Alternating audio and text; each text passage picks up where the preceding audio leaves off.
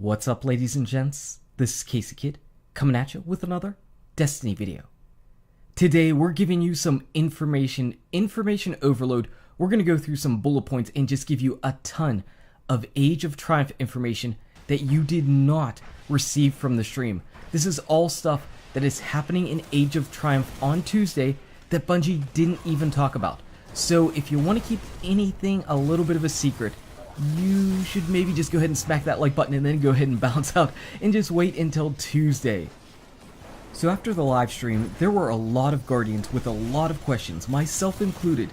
And what we ended up doing was we went over to Twitter and we started tweeting at Josh Hammer. And we started asking him all of these various questions. And he answered them. He answered so many questions. And on Destiny's Reddit forum, Mercules904 ended up compiling all of this stuff that people were asking and going ahead and linking the sources, screenshots to those. So if you go ahead over to Reddit and you want to go ahead and check it out, he's got a Reddit thread, massive breakdown of additional 2.6.0 info confirmed post-stream. And what we're going to do is we're going to walk you down through all the bullet points, and then after each section, I'll go ahead and post a screenshot of that so you can go ahead and recap it, pause it for yourself, and just take it all in. Because there is going to be a lot of stuff, so we are going to kind of rapid fire go through these things. It's going to be good. There's going to be some things that you were probably already thinking of, and there's going to be some things that you had no idea that you even wanted to think about, but you're really glad that you got to know them. So we're going to start off section by section, just like Mercules has, and we're starting off with the armor and weapon information that we found out. Point number 1. Vault of Glass and Crota's End armor pieces, when you do not have an ornament on them, remember we saw all the ornament pieces, those pieces of gear are going to look exactly like they did in year 1. That's awesome. Also, we're going to have vendor weapons and vendor gear that refreshes weekly, meaning we're probably going to have a video each week about the god tier weapons that are for sale, because there are tons of legendary marks coming out. There are no other year 1 guns coming back, and the Pocket Infinity is not coming back. I know people are really sad about that. I did a video on the Pocket Infinity a little while ago. I do not think it would work right now with the way that special ammo is in the Crucible anyway. Maybe in PvE, but I guess we're really never going to get a chance to see that because it's not coming back. Vex Mythoclast, you're probably going to get it from RNG on Atheon just like you did in year 1. Necrochasm though is going to have a quest, but the quest is probably going to be a little bit different. We don't know at all what that quest is going to be. They're not telling us. You will have to go ahead and re-earn the Necrochasm even if you already own it. I would assume the same goes for the Vex Mythoclast, even though the Vex is going to come a lot easier, obviously, if it's just a drop. Will you have to go farm the Husk of the Pit? I have no idea. Might I go ahead and start trying to farm a second one because I deleted other ones? Maybe I will, but I will say this, don't dismantle your Cruxes. I don't know if Crux has anything to do with it. I do not have any spare Crux of Crota, but if you have one, don't delete it just yet. So that's all the stuff we got about armor and weapon info. Again, all stuff that was not in the stream. Go ahead and make sure to take a look at this screenshot. It's got all the bullet points. And then we're going to move on to Adept Elemental information. So the Adept versions of weapons are going to be completely separate. They're going to be their own exotic primary weapons. I think everybody probably expected that, but I imagine some people thought, well, is this going to be a legendary Fatebringer and it's going to have an ornament slot? I go ahead and click that on, boom, it's suddenly an exotic. Nope, it's going to be completely separate. You're going to have an inventory space for your legendary Fatebringer and your Adept exotic Fatebringer. So, vault space, oh man.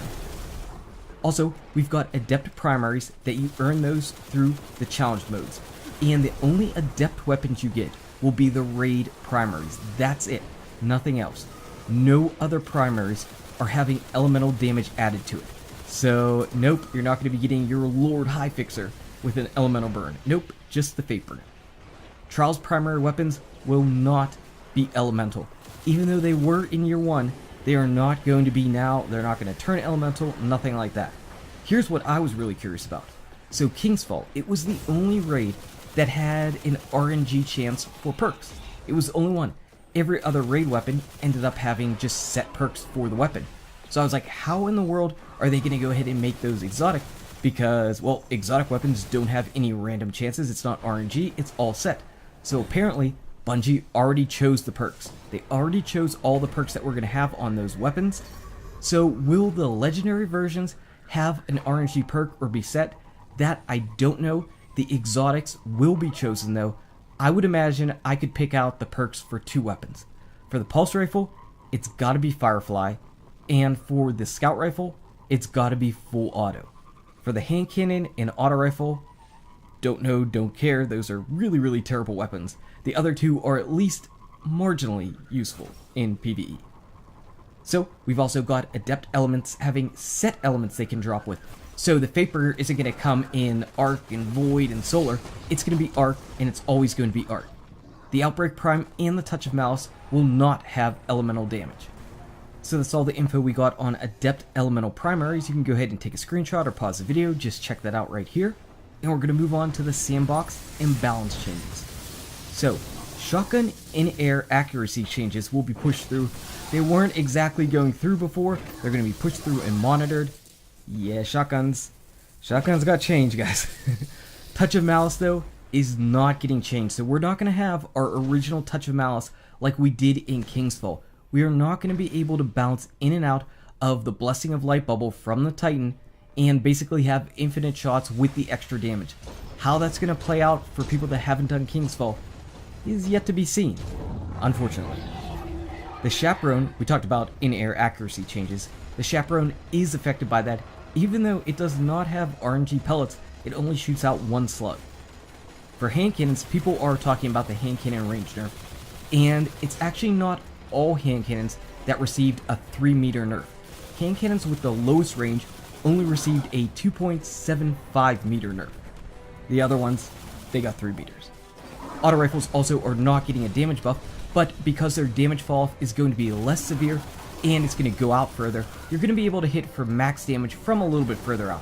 I mean, it's not like you're going to be cross-mapping with your Doctrine for 16 damage a headshot. That's not going to happen, but you should be able to at least hit 16, 15 damage from a little bit further away than you can right now, which is basically melee, kissing distance, I don't know. It's not very far away at all.